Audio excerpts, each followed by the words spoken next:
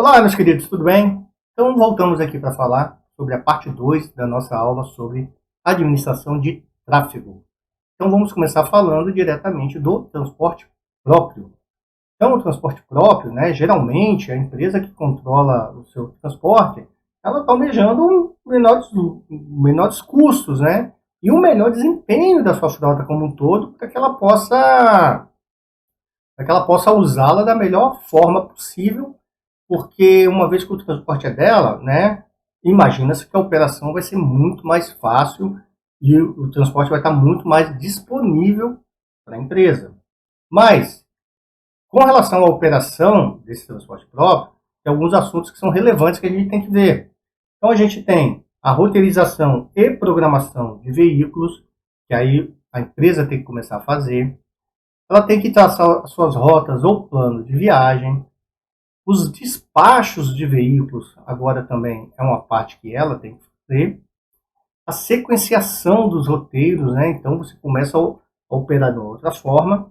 Balanceamento de viagens com sem carga. Então imagina, se a sua empresa, a atividade fim dela não é logística, não é transporte, muitas vezes é melhor você contratar alguém do que trabalhar isso tudo. Mas existem empresas que não é atividade fim, mas mesmo assim ela prefere manter um departamento de logística por ser menos custoso e ter um desempenho melhor.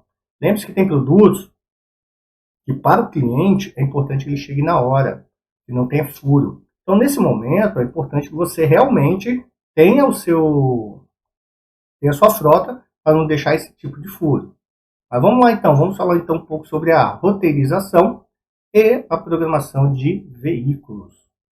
Bom, quando uma firma possui frota própria, ela frequentemente encontra o problema de despachar um veículo a partir de uma base central, que é onde está localizada a empresa, para uma série de paradas intermediárias, devendo o veículo retornar então à base central. E para isso aí, você tem cidades que são muito tranquilas de se fazer uma rota, né? Olha, você olha, não, essa é muito certinha aqui, né? Bem planejada a cidade, a gente faz. Mas também tem cidades tipo Açaí, né? Que a gente vê aí que podem ter muitas ruas, um crescimento desordenado, onde você traçar uma rota ótima ali é uma coisa assim, do outro mundo, né? Então acontece muito das operadoras elas sofrerem um pouco disso. Então, o roteamento de veículos a partir de um único armazém central, ele traz esse formato aí, né? Então você imagina, se eu tenho naquele gráfico que está à sua direita aí, né? Se eu tenho aquele emaranhado ali, como é que eu faço isso direitinho? Tem jeito de fazer? Tem, e a gente vai mostrar aqui ao longo da nossa aula. Bom, ainda falando sobre a roteirização e a programação, para qualquer frete é necessário planejamento. Para levar uma carga de um ponto a outro, é preciso pensar no caminho mais adequado e pensar com calma, levantar vários fatores. São muitas variáveis para levar um produto do ponto A ao ponto B. Então, a gente tem algumas considerações a fazer aí. Temos que considerar o trânsito. Então, consideração de trânsito, a gente sabe que o trânsito ao longo do dia ele muda. Então, eu tenho que programar, às vezes, para levar num momento mais oportuno, onde, fora do horário de o pessoal ir para o trabalho de manhã e voltar do trabalho à tarde, às vezes entregas de madrugada, né? Às vezes, mas entrega de madrugada eu tenho que pagar adicional noturno aos meus operadores. Só que o custo que você tem baixado, né? A diminuição de custo, de não pegar trânsito, de combustível e tudo mais, e poder estacionar muito próximo, que a gente sabe que tem horários que você não pode estacionar em qualquer lugar da cidade. Distância, é muito distante, pouco distante, só compensa eu levar determinada carga, levar menos não compensa. Pedágios, né? Hoje é uma realidade no Brasil, antigamente pedágio, você não existia pedágio, era tudo estradas federais, né? Mas aí você tinha, em compensação, quebra, buraco, o Estado não dava conta da manutenção disso tudo. E agora, privatizando, você tem contrapartida, não tem buraco, não tem nada, mas você tem os pedágios, né? Pelo menos não é para ter buraco, tá? Restrição de alturas de tráfego de veículos de carga. Então, é interessante, aqui na região onde eu me locomovo, né? Eu vejo muito caminhão de carvão, né? Então, assim, aquelas cargas altíssimas, mas você tem um teto, você tem viadutos. Então, Você não pode colocar qualquer carga de altura. Ah, não, é levinha, o caminhão cabe, ele aguenta. Mas você tem que ver o tamanho. Você entra no YouTube aí, tá cheio de vídeo de caminhão batendo em alguns viadutos por aí. Condição do asfalto, que está muito ligado àquilo que a gente falou, né, do pedágio, né? Hoje em dia você tem uma condição muito boa do asfalto, você tem que pagar pedágio para rodar. O que vale mais a pena? Às vezes pegar um desvio e passar por uma estrada estadual, federal? Não sei. Depende de onde você está localizado. E riscos à segurança. Então, muitas vezes você vai ter um operador que vai fazer um contorno danado, porque para não passar em determinada região que é perigosa, ou mudar o modal. Em vez de mandar de caminhão, como eram celulares, vou começar a mandar de avião, que eu tenho certeza de que vai chegar pelo menos no destino, no aeroporto destino. Por quê? Pelo menos, que a gente sabe que tem roubos em terminais de cargas. Não roubo dentro do avião, mas em terminais de cargas acontece isso aí, então. Bom, mas dito isso aí, também utilização e programação de veículos é o planejamento das rotas que sua frota vai usar.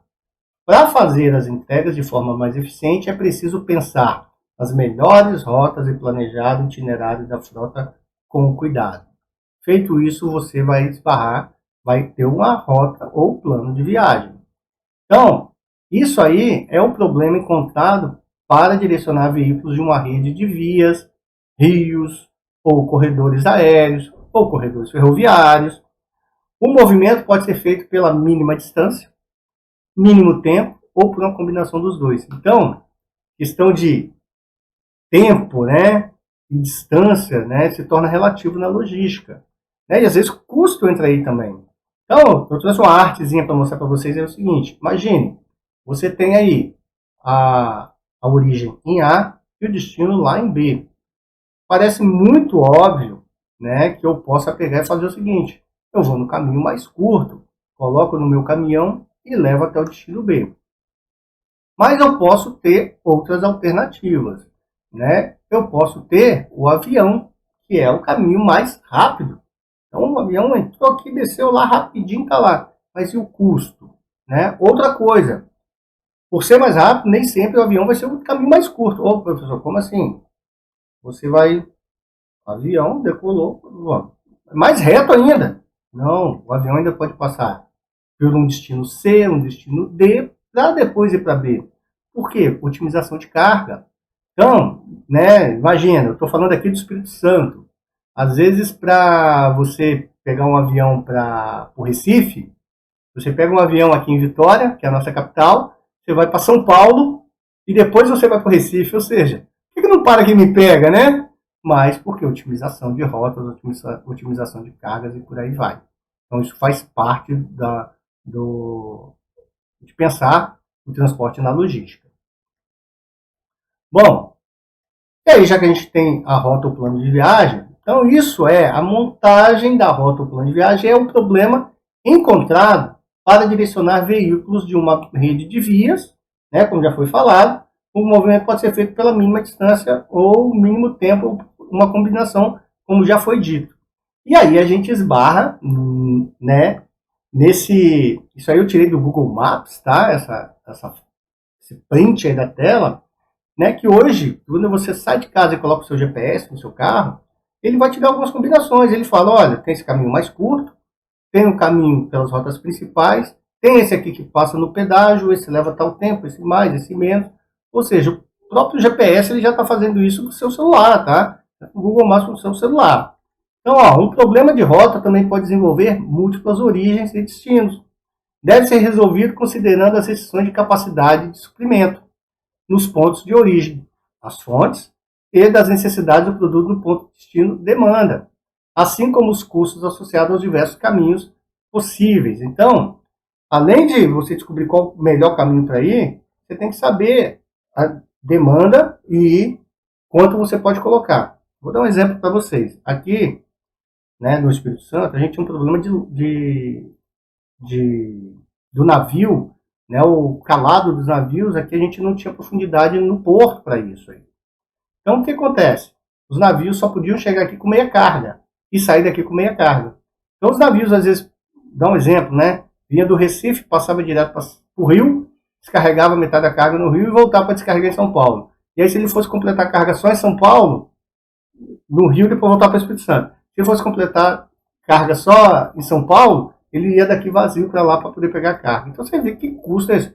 E, né, como algumas reportagens a gente já viu falar aí, quem paga é você, tá? Esse é o chamado custo Brasil.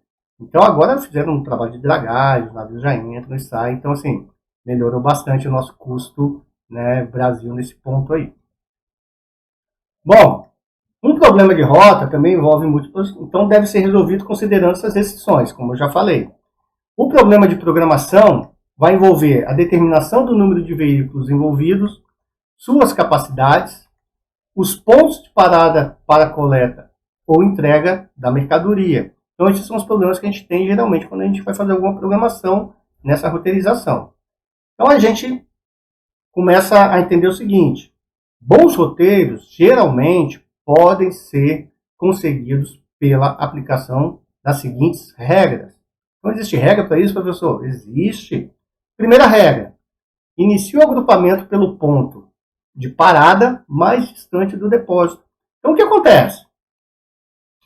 Sempre que você vai, por que você vai no mais distante? Porque, às vezes, o mais distante é onde você vai conseguir consolidar uma carga inteira, ou a maioria da carga. Imagina, eu tenho, vou dar um exemplo, tá? Eu tenho uma carga, ocupei 80% do caminhão com uma carga, e é o ponto mais distante. E aí, no caminho, eu tenho lá 2 pontos que cada um vai ficar 10%. E aí eu paro em um, descarrego 10%, arranco, faço tudo de novo, saio com o caminhão, paro, deixo mais 10% para depois arrancar tudo de novo e ir lá deixar o restante. O custo aí pode ser, né, eu estou dando muito simplório, mas pode ter um custo maior. Agora você imagina, e outra coisa, você tem que contar o custo do atraso, qualquer coisa que acontece, eu deixo entregar 80% da minha carga. Eu já vou para os 80% e volto leve, entregando os pontos mais próximos possível, ou seja, eu só vou rodar vazio o mais próximo da minha origem possível. Segundo, encontre o próximo ponto, tomando o ponto disponível que seja mais perto do centro dos pontos no grupo. Agregue esse ponto ao grupo veículo, caso a capacidade do veículo não tenha sido excedida. Então, não excedi no último ponto, você vai colocando mais carga nos pontos próximos. Repito o passo 2 até que a capacidade do veículo tenha sido atingida. Sequencie as paradas de maneira a ter a forma de uma gota, igual a gente já viu anteriormente. Encontre o próximo ponto, que é a parada mais distante do depósito, ainda disponível, e repita o passo 2 e 4. Continue até que todos os pontos tenham sido designados. Pô, legal pra caramba, a gente vai fazer isso na mão ali e tal. Calma, gente. Existem outros recursos para isso também.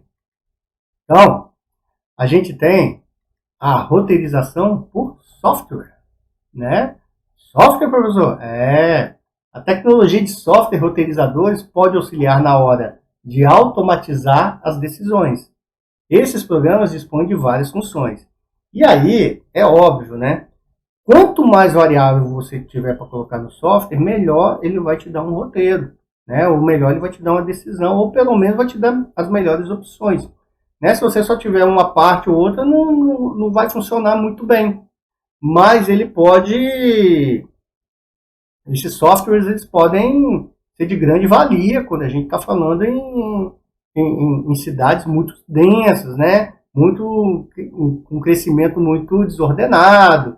Então, né, às vezes tem software, né? Igual, vou dar um outro exemplo aqui também, do Google, que quando está todo mundo com o localizador ligado, ele fica lendo esse localizador, ele começa a te informar, olha, tem trânsito aqui, tem uma retenção ali, tem um acidente lá, né? Tem aí o Waze que faz isso também.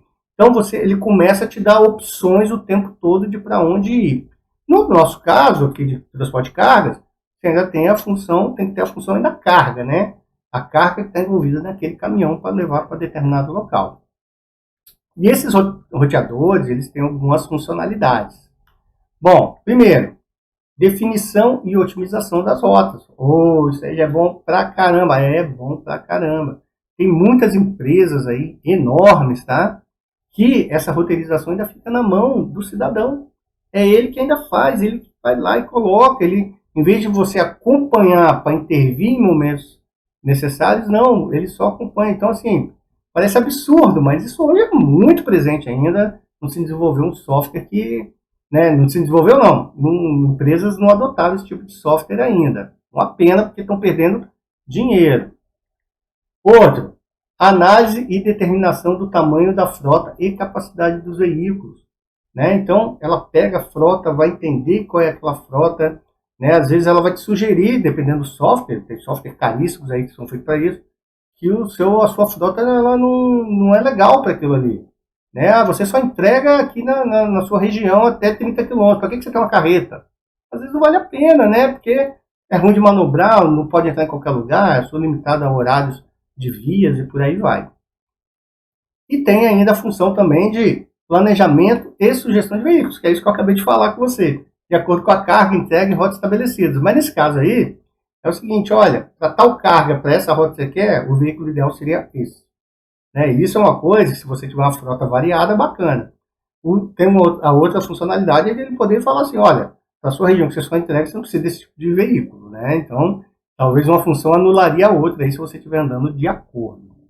E aí eu tomei a liberdade de trazer aí, né, tá na internet, pode entrar lá, dar uma futucada e tudo, mas alguns softwares livres aí que tem, de grátis, tá? 0800 para você.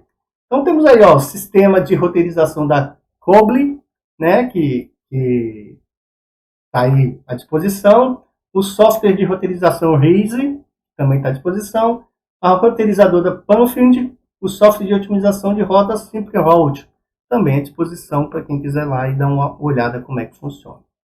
Bom, mas a gente falou também que a gente tem que despachar os veículos. Então, ó, despachar caminhões para apanhar ou entregar mercadorias poderia ser considerado como um problema semelhante à da roteirização de veículos. Lógico, por quê? Porque na hora que você vai despachar, você tem que saber despachar para onde, qual é a rota para chegar lá, qual a carga que está lá, será que o caminhão está adequado ou não está. Não é muito difícil de você mandar veículos menores para pegar uma carga muito grande e não caber, e você mandar veículo muito grande para pegar uma carga muito pequena, né? Simplesmente porque você não parou e olhou, deixa eu ver o volume dessa mercadoria ou a densidade dela. A principal diferença com a roteirização é que, nesta última, assume-se que os volumes de carga e as paradas são conhecidas antes de determinar a programação. Então, quando a gente está falando lá no primeiro, lá, né, a dificuldade de onde mandar, de onde vir, então você pensa assim, é um pouco o que acontece hoje, a diferença entre táxi e Uber, né? Então, os táxis têm um custo fixo, ele te leva e ele volta, ele cobra a ida e cobra a volta. Então ele sempre volta para o mesmo lugar sem ter prejuízo. O prejuízo fica para o consumidor, que o custo é mais alto. O táxi não pode sair. Ele pode até pegar alguém no caminho quando ele estiver voltando, mas ele não pode ficar fazendo paradas fora da sua estação. Já o Uber, por que ele é mais barato? Ele só leva. Leva para cá, leva para lá, ele para, fica esperando. Então, no caso do Uber, esse problema você tem um problema de onde eu vou buscar, né? Tem que estar próximo. Mas você só vai, né? E às vezes o inconveniente é que você está longe de casa. Na prática, então, isso não ocorre sempre. A demanda por transporte pode acontecer enquanto os veículos percorrem suas rotas. Então, é o caso tanto do táxi como do Uber, né? Você está lá na rota, o Uber sinaliza lá que quer, ou o táxi também, tem alguns aplicativos já, mas a pessoa também pode pedir um táxi, você pode parar e pegar sem nenhum problema. E aí, a gente vai falar então um pouco também sobre a sequenciação das rotas, né, ou dos roteiros. Por vezes, o gerente de transporte pode estar menos interessado no projeto dos roteiros e mais na minimização da quantidade de caminhões necessários para atender a uma dada programação. Isso exige a sequenciação dos roteiros de maneira a minimizar o tempo ocioso no programa e, portanto, a quantidade de caminhões necessárias. E é uma coisa, assim, né, que que é muito difícil, né? O que acontece quando você tem uma frota de veículos, você quer usar 100% daquela frota, mas nem sempre acontece assim, né? E aí você vê lá, a sua frota ela roda 16 horas e 8 horas ela está ociosa.